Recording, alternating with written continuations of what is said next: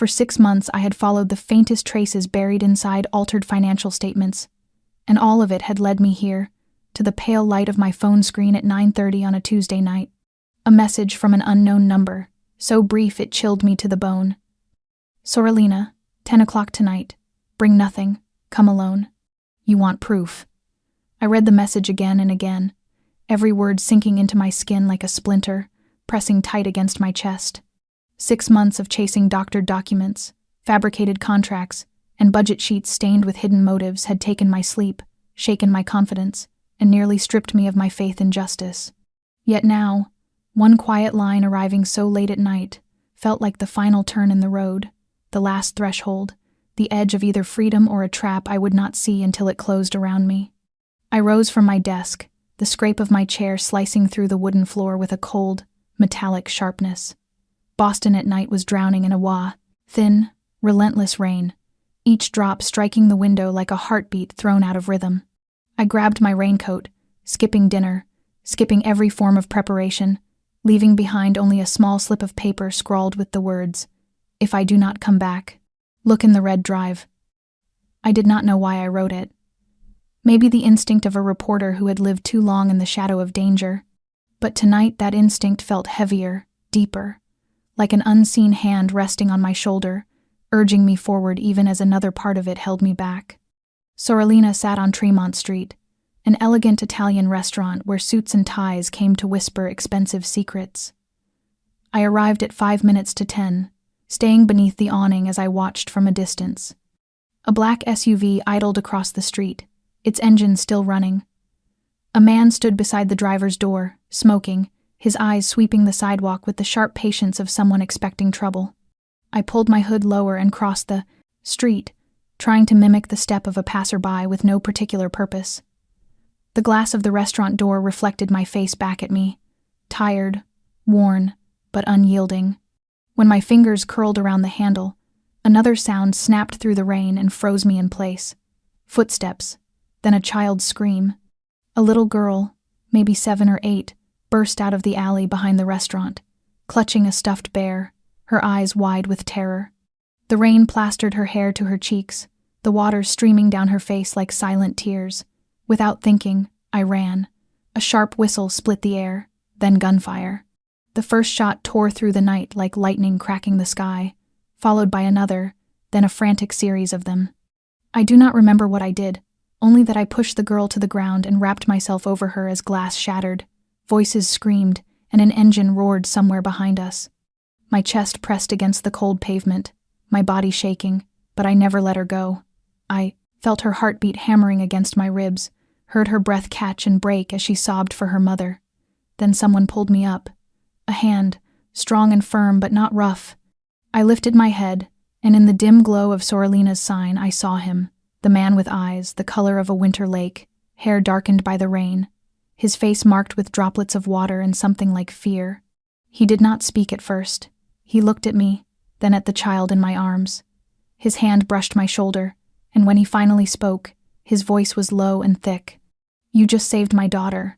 I owe you everything. If the moment I shielded that little girl beneath the storm of bullets outside Soralina still has your pulse unsteady, then tap subscribe to our channel. Press like and share this video so we have the strength to bring you more gripping, emotional, unexpected stories every day. And tell me where you are watching from, your city or your country, so I know how far this rain-soaked night has traveled. I do not remember falling, only that when my eyes opened again, the world had become a blur of chaos and smoke. The rain poured harder, turning every sound into a muffled echo, and the warm gold of the Soralina sign was now swallowed by a thin veil rising from the burning engine of a wrecked car. The child in my arms trembled with every breath, her cheeks streaked with mud and tears, still clinging to her stuffed bear as if it held her entire universe together. The man with the cold, deep eyes crouched beside us, lifting the girl gently from my arms, but he never once looked away from me. She collapsed into him, her small fingers gripping the fabric of his coat, her broken voice whispering, "Daddy." He murmured something soft, too low for me to hear, and his hand settled on my shoulder again, quick, warm, weighted with gratitude. My legs gave out beneath me. I was shaking, not only from the cold but from the last reserves of adrenaline draining from my body. My knees buckled right before a solid arm wrapped around my back and held me upright. "You're hurt," he said, his voice clearer this time, and I finally saw the dull ache blooming across my left shoulder. Blood had soaked through my raincoat. A graze. Not deep, but enough to weaken me. What happened after that unfolded like slow motion. 2 men in black suits rushed from the SUV, guns drawn with the certainty of men who had done this before. One raised his hand in a terse signal, and moments later a silver car slid to the curb. Its back door flew open. The man still holding his daughter turned toward me and reached out. I had no strength left to argue or resist. In that moment, I knew I had no choice but to trust him. The car sliced through the flooded streets of Tremont, tires hissing across the slick pavement.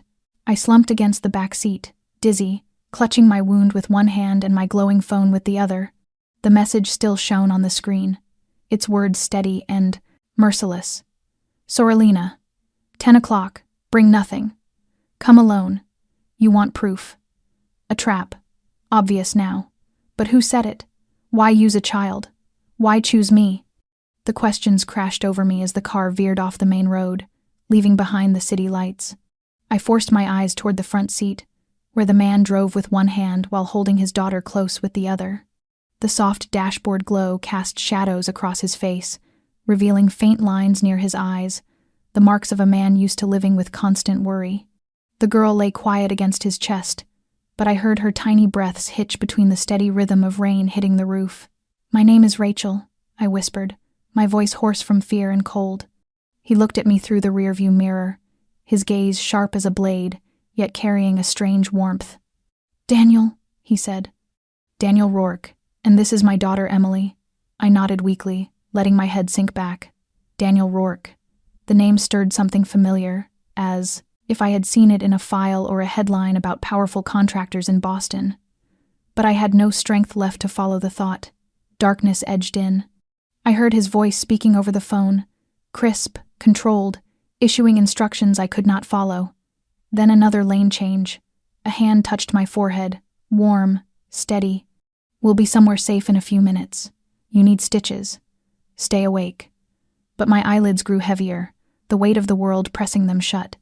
In the last sliver of consciousness, I heard him again, his voice low and almost unbelieving. "You didn't just save my daughter. You changed everything." I woke in an unfamiliar room washed in the soft glow of a lamp, its light settling over everything like a thin golden blanket. The faint smell of antiseptic mingled with the gentle scent of jasmine tea placed somewhere nearby. A clean, warm blanket rested over me, and as I moved, the sharp pulse in my left shoulder reminded me of everything I had lived through. The child, the gunfire, Daniel Rourke. I turned slowly and saw him seated a few steps away beside a wooden table where a steaming cup of tea waited. He watched me, his eyes no longer cold but filled with a quiet gravity threaded with unmistakable gratitude. "Are you all right?" he asked, his voice rough from overuse. I nodded carefully, my throat tight. "Where am I?" "One of my facilities, north of Boston. No one knows you're here, not even the police." I frowned. "Why not tell them? A shooting in the middle of the city and you—" He lifted a hand, stopping me gently. "I understand why you'd ask. But Rachel, if I had not arrived at exactly the right moment, you and Emily would not be alive. That message was not from me. You were lured into a trap. And so was I." The name Emily hit something tender inside me. "Is she all right?" He nodded, and for the first time a small, fleeting smile touched his face. "She's sleeping. There's a nanny with her. She's safe." He stood, poured more tea into my cup, then sat again, studying me with a deliberation that made the air feel still. "I know who you are, Rachel Myers. You're the investigative reporter who wrote the series on fraud in the South Boston housing redevelopment projects." I nodded, a chill slipping down my spine. "You're touching a machine far larger than what you've uncovered, and unfortunately parts of it intersect with me." I stared at him. "So you're admitting you're involved?" "Not the way you think. I inherited Rourke Industries, the construction empire my father built in the 1980s. But for years, I've discovered a network of shell companies using our name to launder money and siphon public budgets through rigged bids. When I started my internal investigation, my people disappeared. Some were threatened, some never came back. I swallowed. Why not go to the authorities? He laughed softly, bitterly. You truly believe the entire legal system in this city is clean? I tried. Every report I sent vanished into a void. Once, someone nearly planted false evidence to put me in prison. I learned the lesson. I cannot fight through normal channels. I looked at him carefully. Something in his voice, in his steady, unflinching gaze, made it impossible not to believe him. He did not resemble the smooth, detached men I had exposed in my work. There was a heaviness in his eyes, the exhaustion of someone who once believed fiercely in doing what was right, someone who had been repeatedly betrayed and yet refused to surrender. Then why save me? I asked softly. He leaned forward, his expression darkening into something painfully sincere. Because you saved my daughter. I won't let anyone touch you again. But more than that, I think we may be on the same side. We just didn't know it until we were thrown into the same storm. I fell silent as something inside me shifted, subtle but undeniable. In barely 24 hours, my world had been turned inside out. And now, sitting before me, was a dangerously complicated man, not because he wielded power or violence, but because he knew too much, had lost too much, and yet still held on to the truth. Daniel Rourke, the man I should not trust, but who might be the only one who has not lied to me from the very beginning. I sat in that room for a long time after Daniel left, the soft light from the table lamp seeming dimmer than before. Or perhaps it was simply that my mind had begun to sink into a darkness no light could pierce. Everything he said clung to me, each detail sharp as a needle pressing into my awareness, unraveling a string of questions I had once believed I already knew the answers to. I had thought I understood the way the system worked, that if I followed the money, traced the contracts and invoices, the truth would eventually rise to the surface. But now I was beginning to understand that what I had touched was far more than a budget scandal. It was a network, fed by silence and fear, and by hands gripping power at levels I had never imagined. The door opened quietly, and Daniel stepped inside with a tablet in his hand. He set it on the table and slid it toward me. I want you to see this, not to convince you, but so you understand what you are facing. I took it, and the screen lit up with folders labeled under names I recognized only faintly. Mercer Holdings, Westbrook Developments, Halley Construction, all companies I had encountered during my investigation. But when I opened each folder, it was not financial reports that appeared. It was internal emails, fabricated payrolls, wire transfers to foreign accounts, even grainy photographs of private meetings between corporate executives and city officials. Faces I had interviewed, hands I had shaken, people I once believed were allies in bringing truth into daylight. Daniel sat across from me, watching every shift in my expression as if measuring how much shock I could withstand. I hired a team of data analysts, cybersecurity experts, and private investigators. It took more than 2 years to gather all of this, but I cannot release it. Every time someone tries to speak up, they are fired, they disappear, or worse. His voice lowered, his hands tightening as if he were holding something fragile enough to break beneath his grip. I thought I could control everything, until they targeted Emily. That was my boundary. I looked up at him for a long moment. You think the people after you are the same ones who set me up? I do not think. I am certain.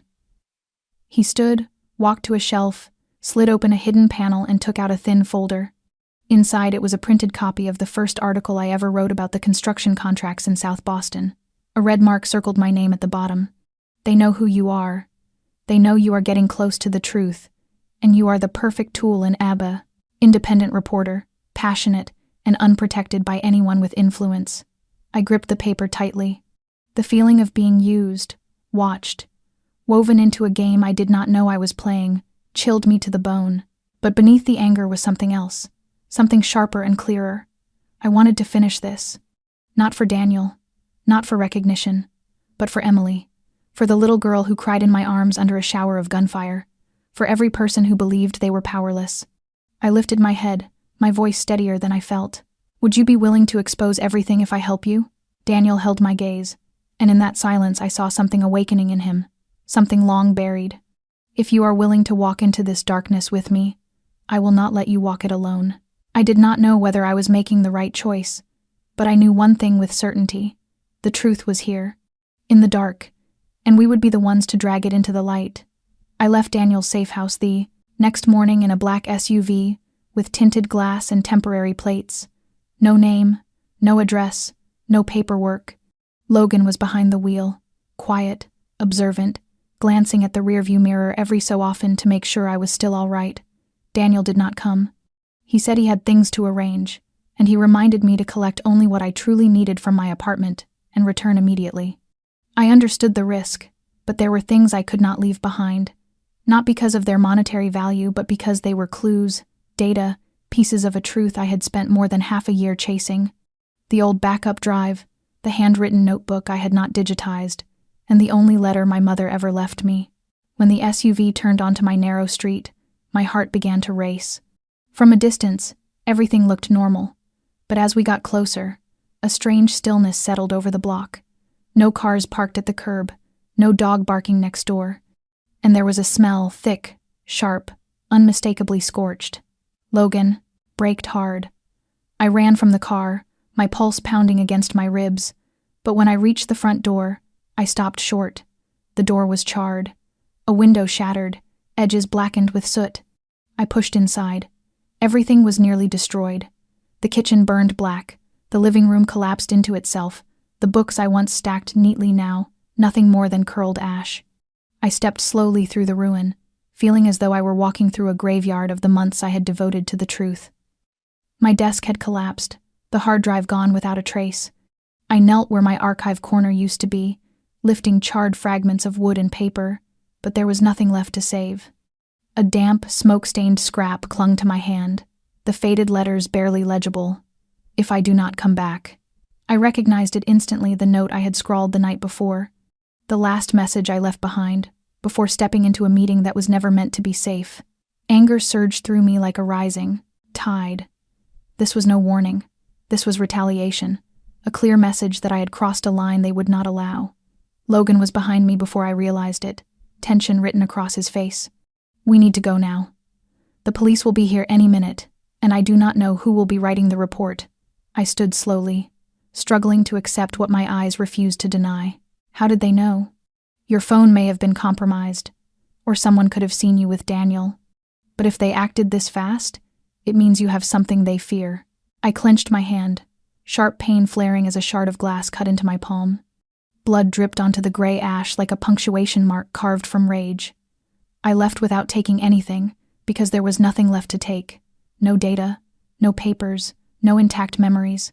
But I carried with me the hostility of an enemy who had finally shown its face, and a resolve sharper than anything I had ever known. When the SUV pulled away from the street, I did not look back. That apartment was no longer a home. It was a declaration of war, and this time, I would not simply defend myself. I would strike back. The SUV crossed the Longfellow Bridge in the cold gray morning, leaving behind the ruins of my old life and carrying me into a world utterly different. As we reached the quiet stone-lined streets of Cambridge, a 3-story federal-style mansion emerged, its red brick facade partly veiled by ivy turning color with the season. It did not flaunt its wealth but carried a calm, deliberate strength, much like the man who owned it. Logan parked, stepped out first, and opened my door. The heavy wooden entrance led into a wide foyer with walnut floors, high ceilings, and the faint scent of old wood mingled with fresh coffee lingering in the air. A silver-haired woman with a compact frame and the posture of a seasoned housekeeper greeted me with a nod and guided me upstairs. "This will be your room. Mr. Rourke gave instructions to have everything prepared," she said, her voice soft, offering no unnecessary embellishment. The room was simple but complete: white sheets, a large bed, a desk by the window overlooking a small garden where a wooden swing hung motionless between 2 maple trees. I did not know when I would next see a place I could call home, but in that moment, the silence in the room felt like a temporary fortress against the storm gathering at our doorstep. I stood by the window for a long time, staring at nothing, my mind still tangled in the chaos of what had happened. Daniel appeared behind me, moving so quietly I had not heard him approach. He wore a charcoal shirt and carried a mug of coffee still steaming in his hand. "I am guessing you did not manage to save anything from the apartment." I turned to face him. "They burned everything. Not a single thing left." "I am sorry, Rachel." I shook my head. "It is not your fault. I knew the risk. I just did not expect them to act this quickly. Daniel set the mug down and stepped closer. From now on, you stay here. My security team covers this entire area. No one except my people knows where you are. And if necessary, I can have Emily out of the city within an hour. Is she all right? I asked, a sharp ache stirring in my chest at the memory of holding her beneath the gunfire. She is still frightened, but better. You made an impression on her. His voice softened, a rare warmth cutting through the cold days behind us. I sat at the desk and opened the laptop Daniel had prepared for me. Inside its drive were copies of everything he had shown me the night before, but now there was an additional folder labeled Deep Leaks. I opened it to find dozens of audio files and hidden camera videos. Meetings in bars, in city offices, even a clandestine recording of a high-level gathering between construction executives and 3 unidentified men in gray suits. How did you get all of this? I asked, without looking away from the screen. I once believed that holding on to these files would be enough to protect myself and Emily. But after last night, I know silence cannot buy safety. Now I need your help to turn what I have into truth that cannot be buried. I typed a few commands, checking the metadata, repairing corrupted audio segments. Beneath the quiet of this mansion, a battle was beginning to burn. And I, who once thought I was merely an observer, was now pulled into the very heart of the storm. But this time I had nothing left to lose. And I was no longer alone. I did not leave the room on the 2nd floor for 3 straight days, stepping out only in the evenings when Daniel invited me to join him and Emily for dinner. Most of my waking hours were spent with my head bent over the mountain of data he had given me, sorting through every audio recording, every video, every contract sliced apart and reassembled, watching as each new thread I uncovered found its place on the whiteboard beside my desk until the fragments began to form a map of corruption, stretching from shadowed conference rooms in Boston to shell companies scattered overseas. Yet it was the house itself, the place where I was living for now, that began to reveal pieces of Daniel he had not spoken aloud. One late night, while searching for an encrypted scan, I stepped out to get a glass of water. The dim hallway was washed in the glow coming from the living room below, and I found myself stopping midway, compelled by something I could not name. I descended slowly, my feet guiding me toward the light without conscious thought. The living room was empty, the fire still burning, and beside it a door I had not noticed before stood slightly ajar. Inside, the soft flicker of a large monitor illuminated walls paneled in thick, dark wood. A long row of surveillance screens filled the room, covering every corner of the estate. I stepped inside and froze when I saw my own reflection in one of the feeds. Logan sat at the control desk, jotting down notes. He glanced up as I entered, nodded as if my presence required no explanation, and returned to his work. "This room runs 24 hours a day," he said, his eyes fixed on the screens. "I monitor every car that passes, every call in and out of Daniel's private network. You are inside a fortress, but that does not mean you are completely safe." I moved closer, my gaze catching on one of the secondary screens. It showed not the mansion but an old industrial garage where a man was speaking into a phone, pacing between dusty trucks, adjusting a microphone clipped to his collar. I recognized him. He had appeared in one of the photographs taken with a city official I had been investigating. "Whose camera is this?" I whispered, my pulse suddenly quick. "Not ours. A feed Daniel bought from a third-party surveillance network. That man is on our priority watch list." Logan paused, then looked at me with a seriousness that tightened the red air between us. "Your apartment was not the only thing they burned, Rachel. You are being watched, and so is Daniel. We are half a step ahead of them." Only half a step. I swallowed hard, the weight in my chest no longer fear but the painful clarity of what I was walking into. The walls of the house, once silent, now hummed with the language of data and intercepted signals, with hurried photographs and whispered threats. This was no longer a refuge. It was a command center in a war only a few dared to fight. When I returned to my room, I was no longer just an investigative reporter with scattered files. I had become part of the very machine I once believed I observed from a safe distance. I did not know whether that made me stronger or more breakable, but I knew that from that moment on, silence no longer existed. The walls had begun to speak, and I had to learn to listen. I woke in the middle of the night with the unsettling sense that someone was watching me. Not a sound, not a shadow, just a pressure in the air that jolted my heart into a frantic rhythm. I sat up, scanning the quiet room. The window was shut, the door locked, but the feeling lingered like a cold breath on the back of my neck. I stepped into the hallway without turning on the lights.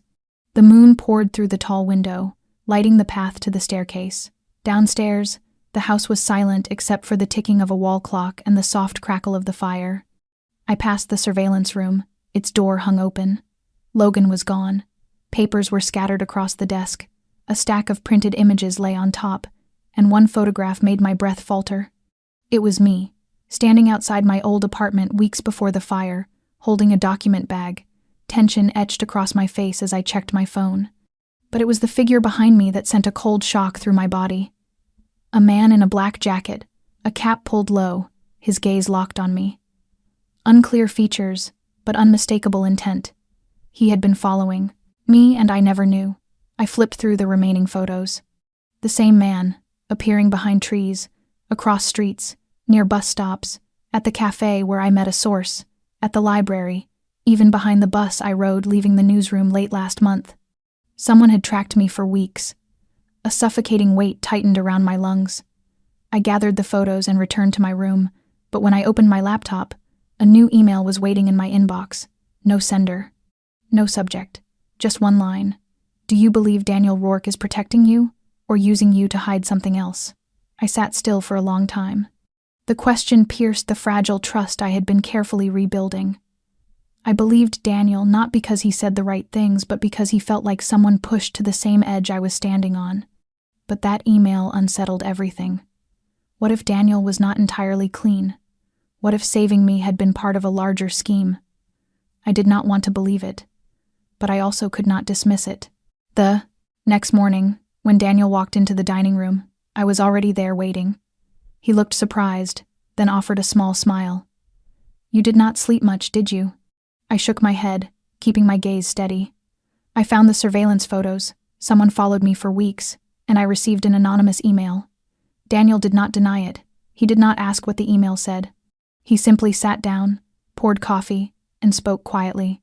I know you are questioning things, and you have every reason to. I cannot force you to trust me, but I will not hide anything. Then tell me what I do not know. All of it. Daniel looked at me for a long moment before taking a small key from his pocket and placing it on the table. The basement. Last room on the left. You need to see what is there.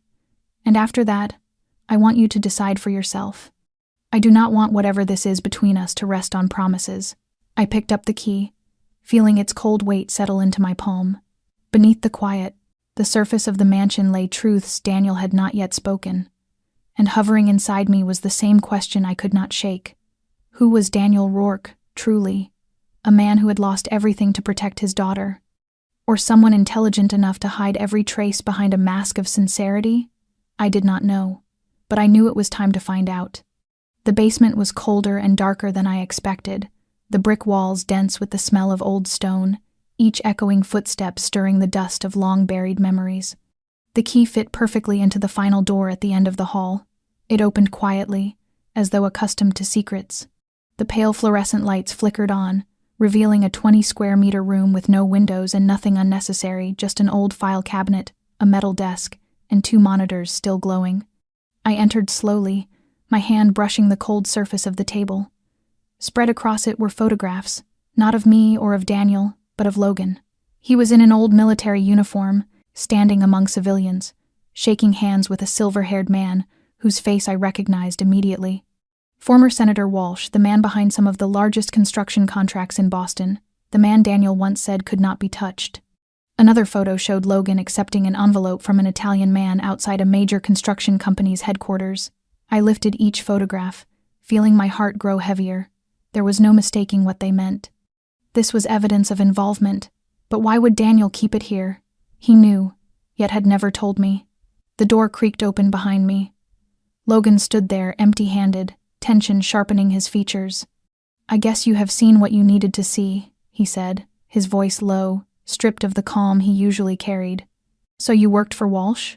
I asked, my eyes fixed on him. I did. 10 years ago, I handled the jobs no one wanted to touch, clearing records, staging scenes, making truth disappear. And now? Logan stepped inside and shut the door behind him. Now I work for Daniel. And I do not erase anymore. I keep everything. I narrowed my eyes. Why? For money. He smiled faintly and shook his head. Because Daniel is the only man who is not afraid to know who I really am. He does not need my loyalty. He needs my choice. And I chose his side. You think that absolves you? No. But it lets me live with myself. Logan gathered the photos and slipped them into a large envelope. Daniel keeps these to protect himself if I ever turn on him, and I know that. I did not blame him. In a world like this, trust was a luxury none of us could afford. You know, I am starting to doubt Daniel, I said slowly, feeling my throat tighten. Do you trust him? Logan lifted his gaze and met mine directly. I once thought I could never trust anyone again, not after the things I've done and the things I've seen. But then I watched Daniel hold his daughter in the middle of a storm, trembling not because he feared dying, but because he feared she would be hurt. A man like that, if he hides something, he is not hiding it to do harm. I did not answer him. His words did not erase my doubts, but they stirred something else inside me, a reminder that trust is rarely built on evidence but on those unguarded moments when someone chooses honesty, even though no one is watching. I stepped out of the basement and left Logan alone with the photographs he would never be able to erase from his mind. When I reached the ground floor, Daniel was already standing at the foot of the stairs, waiting, saying nothing, only watching me with a quiet question in his eyes, asking without words whether I believed in him. But I did not answer, because sometimes the hardest questions are the ones that never need to be spoken. Daniel did not ask what I had seen downstairs. He simply looked at me for a long time, as if waiting for something neither of us could name. I passed him without speaking, carrying with me not suspicion, but a quiet, aching emptiness. I no longer knew what was real or what was manipulation, where trust ended and strategy began. Everything felt like a chessboard, and I was no longer sure whether I was playing the game or being played by it. Rain began to fall at midday, heavy and cold, as if the entire city were trying to wash away its own dirt. I sat in the small library filled with old books and the faint smell of damp paper when Daniel entered carrying 2 cups of hot tea. He set one in front of me and sat across from me, his silence as steady as the rain outside. I did not mean to keep things from you, he said finally, his voice as quiet as the drops hitting the roof. I know, I replied. And I did not intend to question you. Everything is happening too fast, too violently, and I no longer know what I should believe. He nodded, his eyes drifting into the distance. I once thought I could control it all, that if I kept enough evidence and enough loyal people, I could shift the balance. But when Emily was targeted, all of it fell apart. He paused, swallowing whatever weight pressed on him. I lost my mother young. My father was too consumed by work to notice I was growing up as a shadow. I thought I would never have a family. And then Emily arrived. I stared at him, surprised. It was the first time he had spoken so openly about the little girl. Is she adopted? He nodded. Her mother was a woman I helped during a scandal involving Walsh. She died in a staged accident a few years later. Emily is all that is left of her. And I swore I would never let them take her. I looked at him, seeing for the first time the thin line balancing the 2 people sitting across from each other. One carrying a fractured belief patched together with dangerous choices, the other carrying doubt layered over every truth she tried to trust. We are trapped, aren't we? I asked softly. You and I, in a game neither of us is allowed to walk away from. Daniel gave a small, sorrowful smile. Yes, but sometimes being trapped is the only way to find the one path that remains. I lifted the cup, the warmth of ginger and honey sliding down my throat, soothing and suffocating all at once. I do not know how this will end, and I am not sure I will survive if I see it through. I am not sure either, he admitted, his voice steady and honest. But if you leave, I will not stop you. And if you stay, I will fight beside you to the very end. I nodded, wordless, feeling something shift in the rhythm of the rain. Not the world, but us. 2 people who were strangers not long ago, each carrying a scar, a choice, a past not yet fully spoken. But in that mansion, with its whispering walls and rising secrets, we were no longer just allies. We were 2 people bound by the same truth, and perhaps the only 2 still willing to face it head-on. I sat before the whiteboard in the long library, a worn red pen in my hand, drawing connections like someone trying to escape a maze. Daniel stood behind me with his arms crossed, silent but attentive, while Logan occasionally entered with new documents or plugged in a fresh drive. The room had ceased to be a sanctuary of knowledge and had transformed into a command center for a quiet counterattack. I wrote one word at the center of the board: connection. Because all we had were fragments, illegal transactions, covert calls, surveillance images, key figures scattered across multiple levels of society. What we lacked was the single thread running through them, the one that could not be dismissed or buried. We needed one strike to the heart. I have been thinking of how to expose everything, I said, my eyes still fixed on the board. But not a mass release. If we dump it all at once, they will call it fabricated, a smear campaign, and bury it under noise. Daniel nodded slowly. Then how do you plan to do it? Layer by layer, person by person, crime by crime. We build the story like a controlled leak from an internal investigation. We start with someone minor but connected enough to raise questions. When he reacts, we bring out the next, someone higher, and so on, until the core players have nowhere left to run. I looked at Daniel, my voice firm. We are not attacking the system. We are letting the system panic and collapse on itself. Logan studied me for a beat before letting out a quiet laugh. Layer by layer. Like peeling an onion. No, I said, turning, like disarming an explosive device. Slow, precise, and with no room for error. Daniel sat at the table, looking at the list I had marked. Who do you want to start with? I did not hesitate. Elliot Grayson, Chief Legal Officer of Westbrook Developments. He is the weak link. He was once investigated for embezzlement, but the file disappeared. He has something to hide. Daniel raised a brow. I know, someone who has done business with him. They could get information. No, I cut in. Let me do it. Daniel began to object but fell silent when he saw the determination in my eyes. Are you certain? I am. He knows my face. He would be suspicious if you or Logan show up. But if I approach him as someone beaten and desperate, someone who has lost everything and is willing to bargain for safety, he will fall for it. Logan leaned against the door, arms crossed, his voice dropping. And if he realizes you are setting him up? I met his gaze without blinking. Then I will not come back. The room fell silent. No one said another word, but they all understood. I had crossed the point of no return. I was no longer merely documenting this story. I was writing it, living it, becoming the central piece on a board I once believed I only observed. And if I wanted to end it, I had to gamble everything. The plan was set.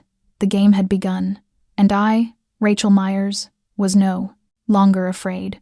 I stepped out of the rental car, the long black dress brushing the ground with each early autumn breeze, my wrist trembling beneath the thin silk, though my eyes held steady. Logan had dropped me off near the entrance to the event and left immediately, as planned, to avoid suspicion. I joined the line of carefully curated guests, each wealthy, influential, or well-connected. The charity gala, hosted by Westbrook Developments inside a newly restored historic theater in the heart of Boston, was advertised as a fundraiser for architecture and construction scholarships. The perfect facade. Inside, warm gold lights washed over the arched ceiling as piano music drifted through the grand hall. No one recognized me. They knew me as the fiery reporter from the news, not the woman standing here tonight in quiet desperation. Tonight I was not Rachel the journalist. I was someone broken, someone seeking a way out, someone believable enough to lure Elliot Grayson. I spotted him by the bar, speaking with a group of businessmen, wine glass in hand, eyes detached, yet taking in everything around him. He looked much the same as the last time we met, carrying the smugness of a man convinced he could not be touched. I approached, waiting until he turned before offering him a small, tired smile. Elliot, I said softly. He needed a second to place me, then caution flickered across his expression before he masked it with a calculated grin. Rachel Myers. I thought you had disappeared. I needed time, but now I need work, and I thought I should talk to someone who knows the system, I replied, lifting the champagne handed to me by a server. He glanced around before motioning for me to follow him into a quieter hallway behind the stage, where real conversations happened. What do you want? He asked bluntly. I held his gaze. I have a copy of the old transactions between Westbrook and the two shell companies. You know I followed those cases closely. I am not threatening you. I just need safety. I need to leave Boston. You can help me, and I will disappear." Elliot narrowed his eyes, calculating quickly. "You really have a copy?" "I am not stupid, Elliot. I am exhausted. I have lost everything. My home, my job, my reputation. All I'm asking for is a ticket out and a chance to stop looking over my shoulder." He stepped closer, studying me. "I can arrange that, but I want the original. Tonight, and you will cut ties with everyone. No journalists, no sources, no Daniel Rourke. No one," I nodded. "I understand." He smiled faintly, triumph curling at the edges. "Send me the file location with encryption. If it checks out by morning, you will have a flight by the weekend." I nodded again, turning to leave, glancing over my shoulder once. His eyes were still fixed on me. The game had begun, and Elliot Grayson had walked into the trap willingly. When I got into the car, Logan was waiting in the shadows across the Woe Street. Watching through the mirror, tension coiled in his expression. I did not speak. I simply handed him a small memory card. "Give this to Daniel. Everything we recorded is on it." Logan took it without a word. I leaned back into the seat, exhaling slowly. The first move had worked. But from now on, danger would always be one breath away. I woke at 6 a.m. to the soft vibration of my phone beside the pillow. A single encrypted message from Daniel containing only 4 words. "He has reacted already." I sat up at once, a cold wave running down my spine despite the warmth of the room. In my mind, I saw Elliot Grayson standing smugly in last night's shadows, believing he held the reins. But in reacting so quickly, he had exposed a weakness, and Daniel had watched every move he made throughout the night. When I went downstairs, I found Logan seated before the surveillance monitors, the bluish glow from the screens sharpening the tension in his face. He gestured for me to come closer. "He left the gala at 11:40, he said. "Didn't go home, went to a small office in the Southern District. We've had eyes on that place for months, but nothing significant, until last night." I fixed my gaze on the screen, watching Elliot walk into a weathered 3-story building, a sham law office Daniel once told me was connected to Westbrook's asset seizure network. He was not alone. A tall man in a gray suit followed behind him, his face obscured by the shadow of a cap. Logan enlarged the frame and adjusted the brightness. When the image sharpened, both of us fell silent. The man was unmistakably Stephen Corll, Walsh's right hand, a figure many believed had died in a car accident 2 years earlier. "We just touched something no one dares talk about," Logan murmured. "If Corll is alive and running the network from the shadows, Elliot is not the head. He's a link in the chain." My hands tightened as I forced my voice to remain steady. "Do we have audio?" "We do, but most of it's distorted. Still, we pulled a few words from Corll." Logan pressed play.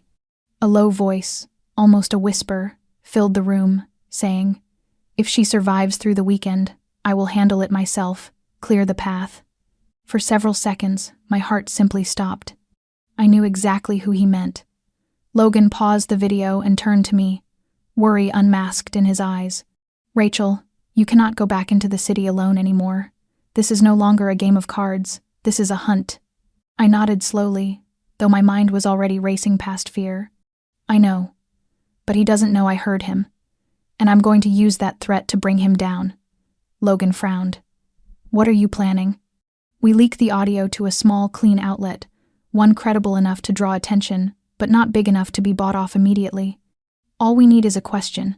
Why is a man believed to be dead discussing the murder of a journalist? Logan took a moment, then nodded. "And while the story spreads, Elliot will scramble to erase his connection to Corll." "Yes, and when he moves, we track him. He will lead us straight to the center of the network." This time, Logan looked at me with something new respect, solemn and heavy. "You realize you're gambling with your life." I let out a quiet breath, unsure if it was courage or the edge of despair that shaped my smile. "I don't have any other choice, and I'm not the only one being threatened." In that moment, I was no longer the one running. I was the one setting the trap. And this time, no one else would fall before the truth came to light.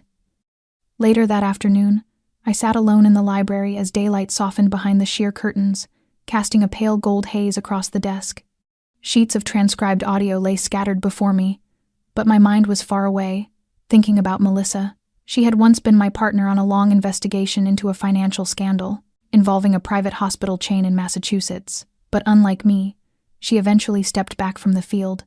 After nearly losing her life to a death threat, she chose to retreat into a quieter existence, running a small blog that curated political and social news from independent sources. That was exactly why I needed her. She remained invisible to the bigger predators, yet credible enough not to be dismissed. I found her name in my contacts and dialed. She answered on the fourth ring, her voice groggy. "Rachel?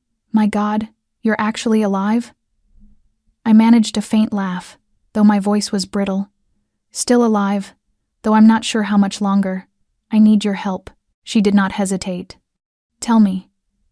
"I have audio proving that Stephen Corll is alive and directing the political and economic manipulation behind Westbrook. I need it published, not by a major outlet. I need a place clean enough not to be shredded before people even see it." Melissa exhaled sharply. "You know, I promised myself never to touch this kind of thing again. But Rachel, if this is true, this isn't a scandal. It's a war. I know, and that's why I can't ask anyone else. You're the only person left who still believes in the truth without fearing its cost." She was silent for a long time. I waited, knowing she needed space to confront the ghost of her old fear. Eventually, she sighed. "Send me everything, but I need full files, untouched, and I need confirmation from another source in case it blows up so I can protect myself. Logan will call you. He works with Daniel Rourke." "Rourke? The reclusive financial puppet master?" "Not so reclusive anymore. They came after us, and he's the only one willing to step into the fire with me." Melissa let out a humorless laugh. "You know you're dragging me back into the flames, right?" "I know, and you can walk away any time." "I can't walk away, Rachel. If I walk away, I'll be just like them." "I already did that once, and it nearly killed you at Dorchester Hospital." I remembered the 8-month chase for hidden financial records, only for her to pull out after an anonymous threat. She carried that guilt for years. Now I was giving her a chance to reclaim the voice she had abandoned. "I'll send everything within the hour," I said. "When you publish, don't use a sensational headline. Just ask one question. Can the dead return to run the underworld?" Melissa let out a small, tense laugh. And then wait to see who calls you first." When the call ended, I sat motionless for a moment. Everything was set in motion. There was no turning back. I was placing my life, and Melissa's, and Daniel's, and Emily's on the line for a story that, if it collapsed, would erase all of us without a trace. But I had learned one truth through all of this. Silence is never safety. This time, I chose to speak. Melissa chose to speak. And the truth would not stay buried much longer. Melissa's article was posted the next morning on the little blog she once believed would be her refuge from the toxic world of journalism. But within 3 hours, it had been shared over 200,000 times. Independent news channels picked it up, and online forums lit up like a wildfire tearing across dry earth. Can the dead run the underworld? The question was a match to a powder keg. Logan monitored the social media surge while Daniel stayed glued to the phone, rearranging safe accounts and temporary hideouts before the network retaliated. As for me, I sat in the attic workspace on the 3rd floor, watching the original video of Elliot and Carell again, the 100th time in 2 days. Each word had burned itself into my mind, a haunting echo from a man who should no longer exist. I was about to stand when my phone buzzed. A message from an unknown number, with no name and no traceable header, containing only one line. "Do you really think you're the only one with a copy?" I froze, every piece of me turning to ice. Logan entered the room at that exact moment, his hand instinctively tightening near his holster when he saw my face. I handed him the phone. He read the message once, then immediately activated a lockdown on the mansion's internal network. "Someone else has the file," I whispered, barely recognizing my own voice. Logan nodded grimly. "And if he sent this to you, he wants you to know he holds the advantage." Daniel came in moments later. I told them everything, including something I had never mentioned before, that I once backed up the original file to a secondary cloud vault I used only in emergencies. Only one person knew I had that habit, a man who had worked beside me for 3 years at the newsroom, someone I had trusted without hesitation. His name rose in my mind like a wound reopening. Gavin Porter. I called him immediately. The phone rang 3 times before he answered with a casual, almost amused tone. Rachel. It's been a while. The whole world seems to be talking about you. You took it, I said quietly. The original. You made a copy when you were in post-review. You backed up everything to protect me, didn't you? There was a long silence. I thought I was protecting you, he said softly. Until I realized the closer you got to the truth, the more reckless you became. And one day you'd die, and all I'd be able to do is write your obituary. So you kept it as leverage? I chose to stay alive, Rachel. Not out of cowardice, but because I've seen the price of believing in justice. Looks like everyone else is calling you a hero now. What are you planning? I'm not planning anything, but the people who bought my silence might have their own plans. I ended the call, my body hollowed out. Daniel looked at me with an expression I had never seen before, disappointment mixed with something like sorrow. This is not your fault, he said quietly, but I could see the faint fracture in his confidence, a shadow of betrayal neither of us wanted to name. I turned away so he would not see the grief tightening my chest.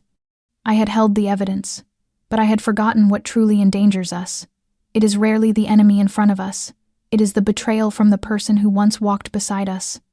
24 hours after the call with Gavin, everything shifted so quickly that none of us could have predicted the speed or the force with which the truth broke apart. A duplicate of the recorded conversation between Elliot Grayson and Stephen Corll was sent to 3 veteran investigative journalists at the New York Times, Politico, and Reuters at the exact same moment, accompanied by a chilling note that read only, "There is never just one keeper of the truth."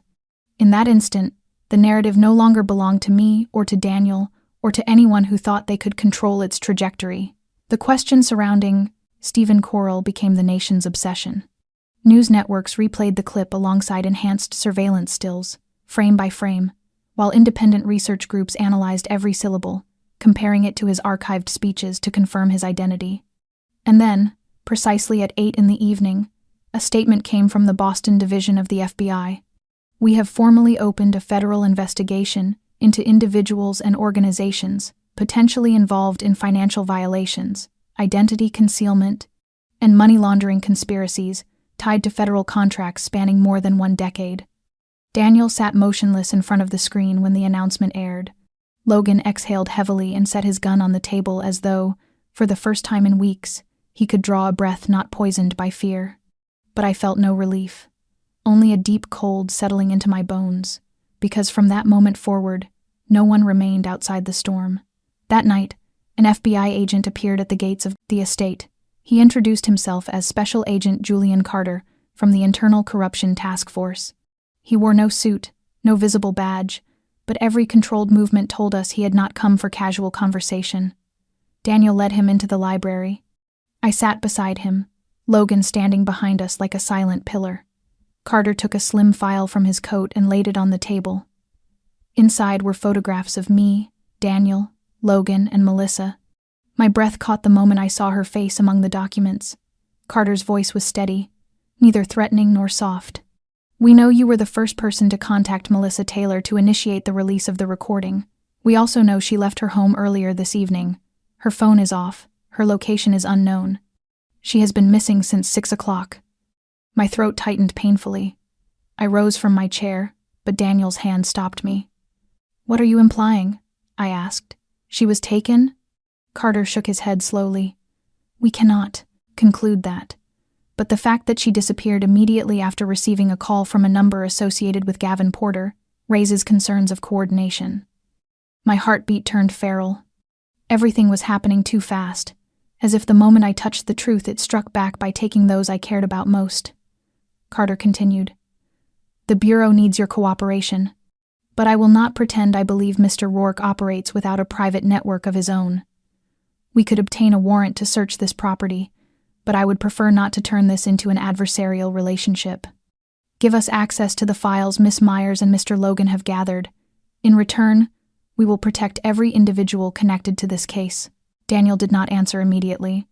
Instead, he looked at me, silently asking for my decision. I nodded slowly. "You will have everything, but on one condition.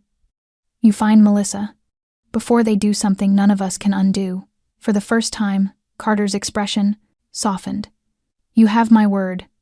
But be quick. A storm is coming, and none of us knows whether we will stand at its center or be swept away. When Carter left, Daniel turned to me. From this moment on, we are no longer operating in the shadows, Rachel. I gripped the file in my hands, the one filled with names the world had not yet seen. Then it is time the truth stood in the light. 36 hours later, the list of individuals directly linked to Stephen Corall's network began surfacing on closed forums used by investigative teams and independent journalists. Names that had appeared in government briefings, in glossy profiles of financial heroes, in rankings of the nation's wealthiest.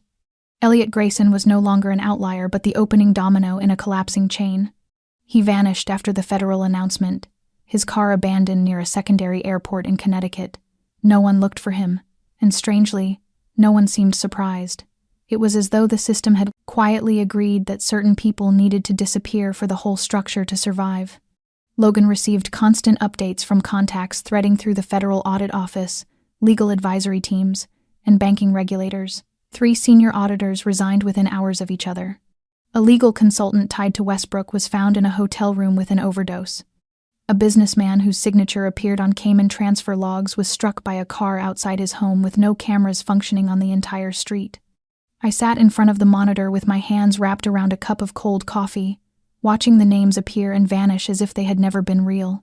Every one of them had once crossed my files, but most had been dismissed by editors who insisted evidence was insufficient. Now evidence no longer mattered. Someone was clearing the board by erasing human lives. "This isn't an investigation anymore," I told Daniel as he entered, his face hollowed from 2 sleepless nights. "It's a purge." He sat beside me, scanning the latest FBI update. Every red mark indicated someone lost, dead, or unreachable. "They are severing the tail," he said quietly, like a wounded animal dragging itself back to its den. "These names are not just accomplices. Some of them are the last links that could lead us all the way to the root." A chill spread through me. "And Melissa?" Daniel did not speak, but Logan entered carrying another file. The Bureau received a signal from her phone 2 hours ago. An abandoned cabin near the edge of Lake Winnipesaukee. By the time the team arrived, the place was empty. They found only the shoes she was wearing. I stood abruptly, every nerve in my body igniting. She is alive. If they wanted her dead, she would be. They want her silent, not gone. At least not yet. Daniel's hand tightened on my arm to steady me. "And we will find her. But Rachel, understand this. The closer we get, the more desperate they will become." Logan placed another file on the table. "These are the names not yet public but tied to covert transactions with an entity called Aegis Holdings, a company Corall controlled through 3 layers of shell corporations." I opened the file and felt the blood drain from my body. Senator Grant Wallace, a man I had once reported on during his swearing-in. A man who had stood beside Daniel 6 years earlier to advocate for financial reform. A man who told me once that truth never dies. It simply waits for someone brave enough to speak its name again. Now his name sat on a list marked for removal, with a single notation: "Missing after closed-door meeting with investors in Virginia." I closed the file slowly, my heart tightening as if someone had crushed something fragile inside it. Those who once wore the mask of integrity were revealed either as architects of the rot or victims of the cleanup. And among all the names being erased, I realized suddenly that one name had never appeared: Daniel Rourke. I stood in the backyard of the estate where Emily used to chase the small dog Daniel adopted after she came to live with him. The afternoon sky was heavy with ash-colored clouds, and the air felt weighted with unspoken dread. Daniel approached with a cup of tea in his hand and offered it without a word. We had been silent since discovering Grant Wallace's name, not for lack of things to say, but because there were too many to untangle. "You trusted him," I whispered, watching leaves fall from the trees. Daniel nodded slowly. "I didn't just trust him. I believed he was the only person in Congress who understood that finance is not merely numbers but responsibility. And I was wrong. He was part of the machine too." I turned toward him, finally asking the question I had held back for so long. "Daniel, why is your name not on any list? Not one trace, not one link. You worked with them. You built with them. Why does no document implicate you as part 2S of this chain?" Daniel did not look surprised. He seemed to have waited for this moment. "Because I cut myself out before the circle closed. I refused to sign the papers. I turned down the shares. I stayed out of the banks they controlled. I walked away when I realized what we were building would not serve people but turn them into collateral. I stood still, wanting to believe completely, yet still wrestling against the instinct of a journalist who had been betrayed too often. "Do you have proof?" I asked, not accusing, only needing an anchor. Daniel reached into his coat and withdrew a small wooden box. Inside lay an old scratched USB drive. "Everything is here." Emails I refused, contracts I sent back unsigned, conversations I recorded with the consent of my private attorney, the only man still alive who can verify it. I held the device, feeling my hands tremble. "You kept this all these years just to wait for someone brave enough to expose it." I was not that person. I once thought Grant Wallace might be. Now I know the only person left is you. I looked at him, and for the first time I saw the loneliness in his eyes, the weight of years spent severing ties in silence, carrying the burden of choices he made long before anyone knew a storm was coming. "I promised Emily," he said quietly, his voice rough as wind through dead leaves. "I promised I would not let her grow up in a world where truth is twisted beyond recognition. But now I'm not sure I can keep that promise." I stepped closer and laid my hand on his arm. "You don't have to carry it alone anymore. I'll help you. Not for the promise, for the truth itself. It deserves someone willing to fight for it to the very end." Daniel looked at me then, all his defenses stripped away. What remained was trust, hard-won, fragile, and real. And in that moment, beneath the gathering storm, I understood that we had reached the point of no return. A promise had been made. Maybe it would be hard to keep, but for the first time, there were two of us holding it. We left the estate at 3 a.m, when the sky was still a heavy, unbroken black and fog curled across the winding roads leading toward the northeastern coast. Daniel drove while I sat beside him with the USB pressed against my chest, a small device holding nearly 10 years of buried memories, the final evidence that could close the circle of deception, power, and betrayal. Our destination was a hidden data intake station used by an international journalism network tucked along the rocky shore of Maine, a place where investigative reporters from across the world sent the stories they could not publish in their own countries. Logan had gone ahead to secure the perimeter, and the FBI had agreed to keep their distance, giving us 24 hours to deliver the files before the investigation moved to the federal level and was presented publicly before Congress. But no one warned us that the other side had already begun to move. As the car curved along a narrow strip of road beside the bay, I noticed flashing lights in the distance, a black SUV following far too closely. Daniel saw it too. He accelerated, not recklessly but with enough intent to let me know everything had changed. "They know," I whispered. "Not just following us. They want to stop us."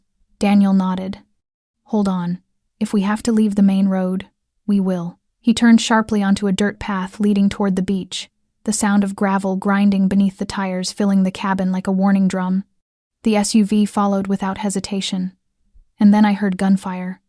A single bullet shattered the rear window, spraying shards across the back seat. Daniel swerved, the car sliding sideways before crashing into a rotting wooden fence near the shoreline. We threw the doors open and ran, my hand gripping the USB inside my coat pocket as my feet stumbled across the wet sand. Headlights swept over us like searchlights, the engine growling with predatory hunger.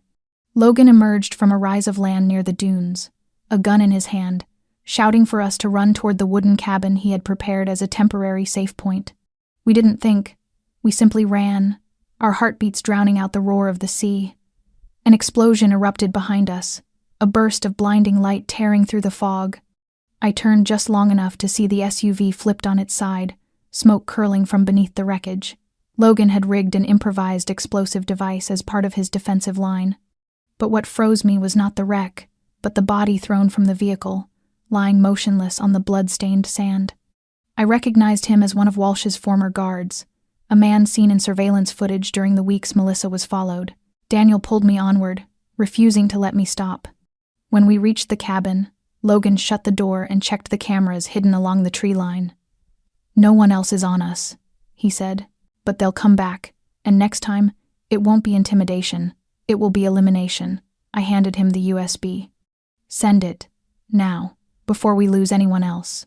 Logan nodded, plugging it into the encryption terminal as the files began transferring through 3 layers of secure channels. Each fragment of data scattered across servers in multiple countries. There was no turning back now. Daniel collapsed into a chair, exhaling heavily. We've shed blood for this, and we may shed more. I sat beside him, my hands still trembling and gritty with sand. No one can bury the truth forever. If blood has been spilled but it brings light to what was buried, then that is a price I can accept. Outside, the ocean roared as though carrying the voices of the forgotten, demanding justice at last. And in that moment, I understood why I had survived everything until now. Not to run, but to finish what had begun. When dawn broke across the coast of Maine, the first light threaded through the wooden window of the cabin and illuminated Daniel's exhausted but peaceful face as he slept beside the humming encoder. The final packet of data had been sent. The names once hidden now belonged to independent journalists, international regulators, and those capable of doing what was right without bowing to power. There was nothing left to conceal, and nothing left to lose. Logan signaled that the area was clear. I stepped outside onto the beach, where the gentle waves washed over sand that only 12 hours earlier had been marked by violence. I closed my eyes and let the sea wind sweep across my face, carrying away the last shreds of fear. Not because the story was over, but because I knew I had done everything one ordinary person with an unbroken heart could do. 2 weeks later, a special hearing was convened in Washington. The documents we provided were presented publicly alongside corroboration from independent organizations. The name of Stephen Carell was officially confirmed as alive and placed under nationwide federal pursuit. Elliot Grayson was indicted in absentia, along with more than 23 individuals once perched at the peak of influence, all suspended and under investigation. And Melissa, the brave woman who had faced her fear head-on, was found alive. She had been held in a wooden cabin in the mountains of Vermont, weakened and shaken, but her eyes when they met mine in the hospital told me we had not fought in vain. Daniel never returned to Boston. He and Emily moved to a small village in Northern California, where the ocean remained blue, but no longer carried the weight of old memories. I returned to journalism, not as someone chasing breaking stories, but as someone who chose to tell the forgotten ones. I learned that truth is not always applauded. Sometimes it costs you friends, opportunities, even safety. But truth is what remains when every mask has fallen. It shows you who you are. This story is not only about power, ambition, or betrayal. It is a story about trust, about courage in the face of fear, and about the choice to rise, even when the world tries to push you to your knees. It is a reminder that in a world where truth is easily distorted, an ordinary person can still make a difference simply by refusing to stay silent. And what about you? How do you feel after hearing this story? Have you ever stood at a moment where you had to choose between silence and speaking out? Share your thoughts and your own story in the comments below. We genuinely want to hear the feelings that come from deep within the hearts of those watching. If today's story touched you, please remember to like this video, subscribe to our channel, and share it with someone you care about so these messages can reach farther and brighter. Every day, we bring you real, heartfelt stories about life, humanity, and the quiet triumphs of compassion. Thank you for staying with us until the final moment. I wish you good health, a peaceful heart, and a life filled with gentle joy each day. Goodbye, and we'll see you in the next video.